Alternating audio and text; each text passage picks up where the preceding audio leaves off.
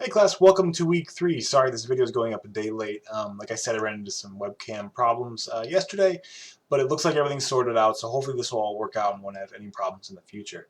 Now I wanted to spend a minute just kind of catching up on some kind of housekeeping stuff. You have all been confirmed in this class. Your enrollment has been confirmed and all that good stuff.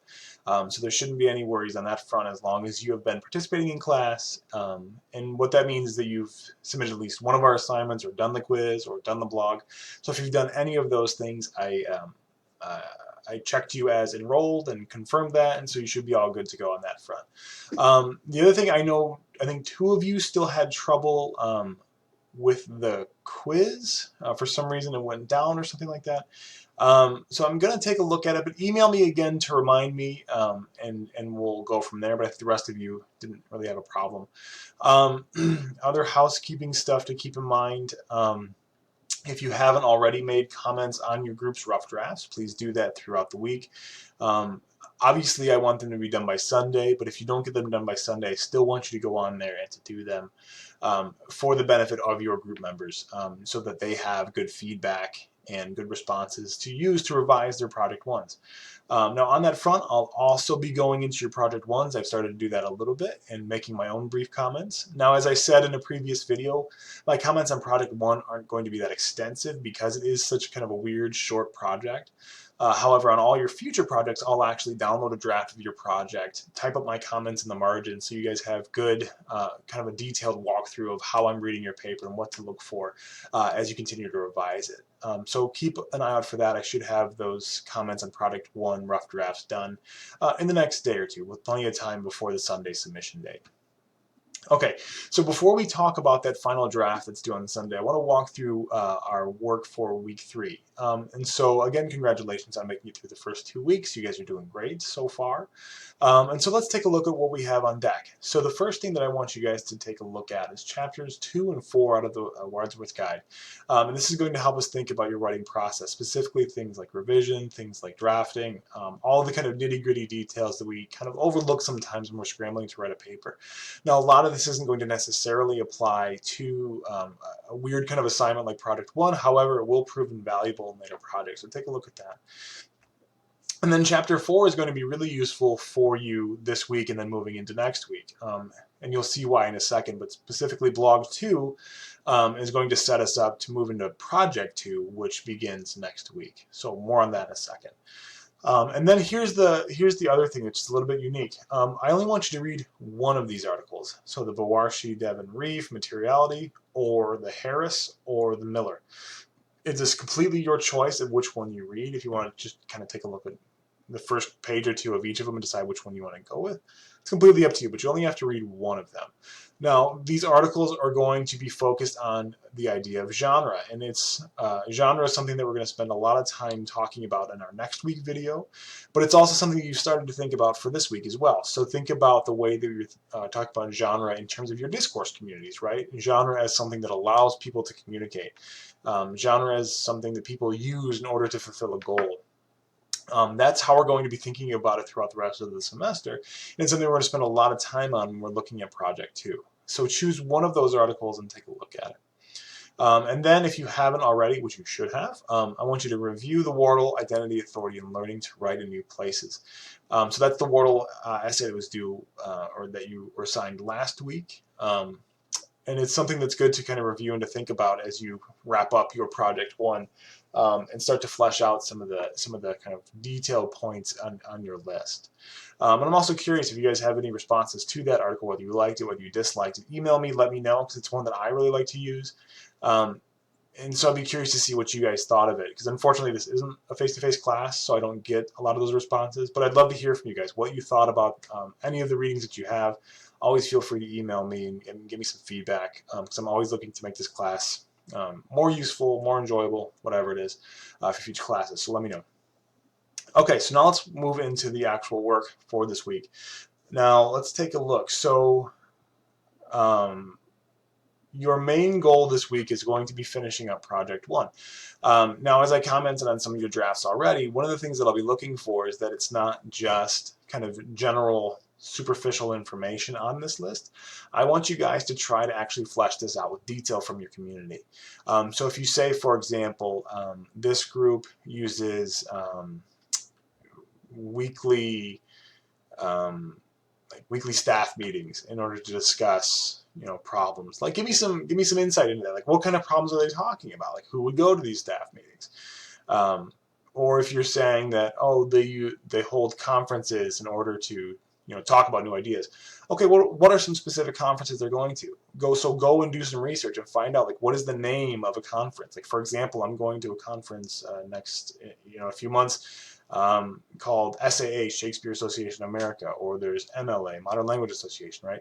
And so spend some time figuring out like what are the major conferences in your field, because it's something that's going to be really valuable to know and something that a lot of people at your stage of study and inquiry might not know, and so it's be an interesting leg up that you might have on some of your peers.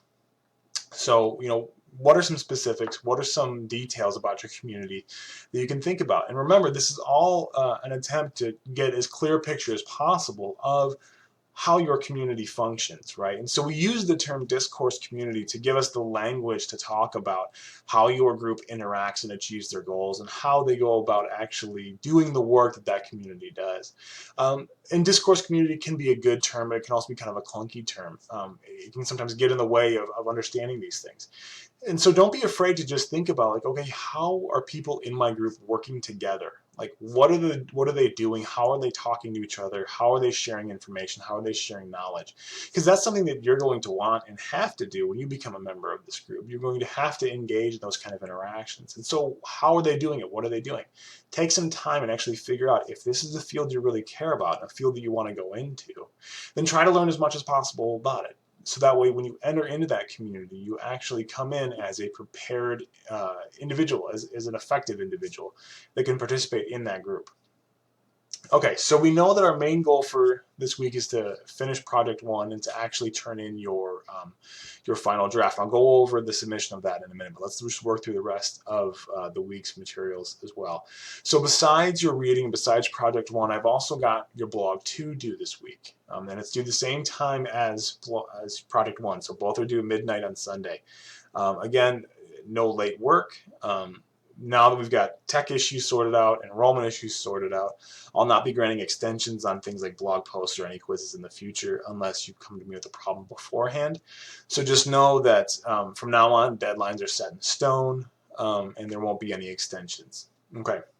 So what this means is plan your time accordingly between revision and drafting blog 2. And so let's take a look at blog 2 and the purpose of blog 2. So down here obviously is your link for blog 2, so let's click on that and see what we have. Okay. So for this blog post, you will demonstrate your ability to read and accurately summarize academic text. And so the idea here is not going to be so much making an argument or giving a response to it, but you're going to be attempting to summarize the text. So what is the text saying? What is the argument? Select one of the writing studies texts you read for the week. And so when I'm talking about writing studies, I'm talking about those articles that I assigned to you. So the Devitt, the Boarshi and Reif, or the Harris or the Miller, or even the Wardle if you wanted to summarize that one. Summarize one of those articles. Remember, you only have to read one of these 3.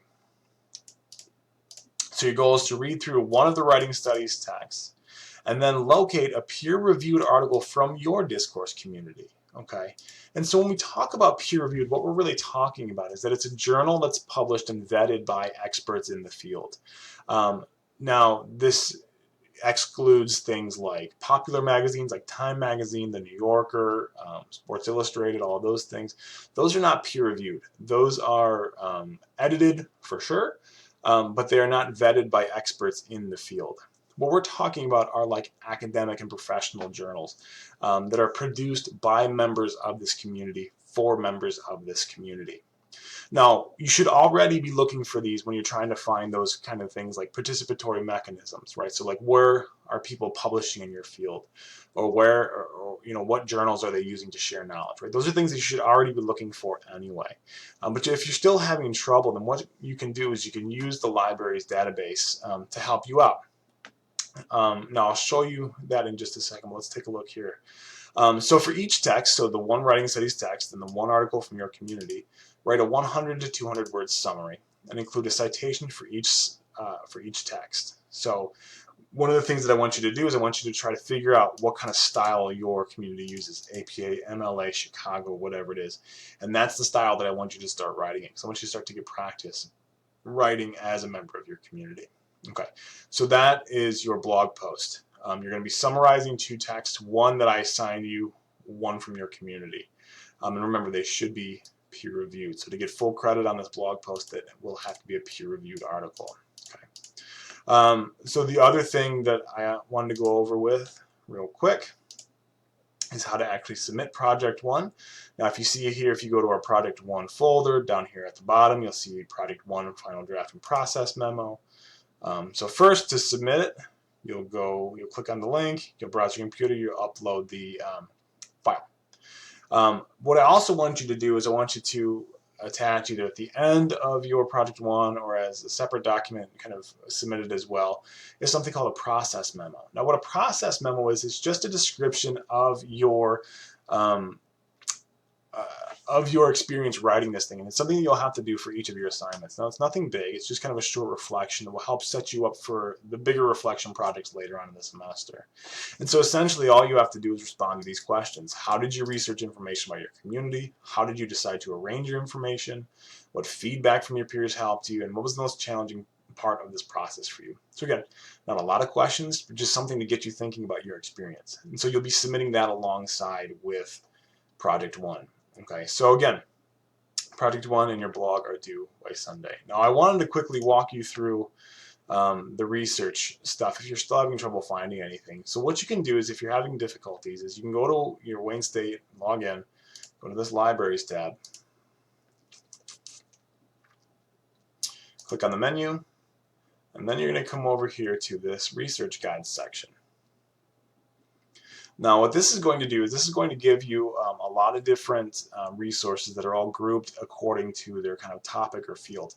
And so what you're going to do is you're going to look through here to figure out, is there one on here that relates to my field? So something like anthropology, art history, education, chemistry, whatever it is. Try to figure out which on this list relates to you.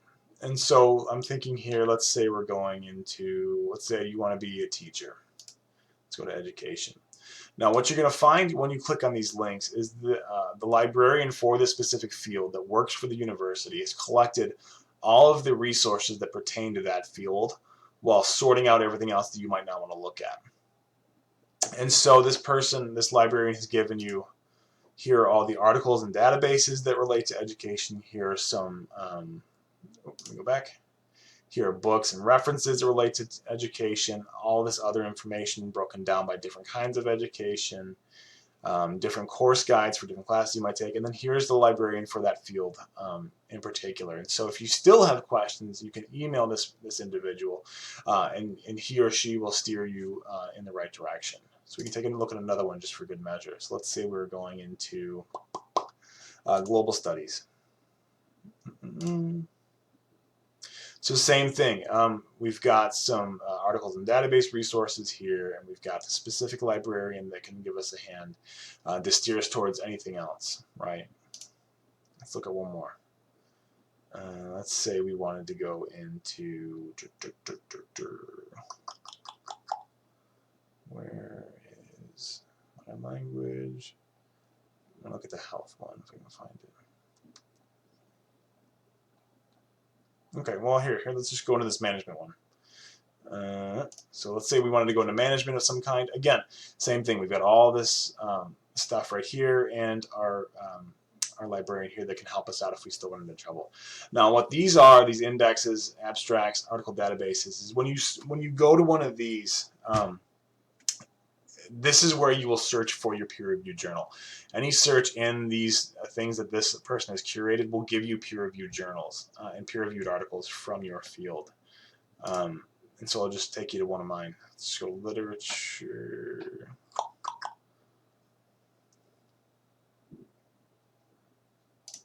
So for example, if I were to take you into one of mine, I could take you into my databases and to look into our different article databases and things like that. The point is that these are sources that are going to give you peer-reviewed journals so that you don't have trouble trying to find any good research. So take a look at those, get your stuff uploaded, let me know if you need help, and I will be in touch. I'll probably put up another video later this week just to help you out any further. All right.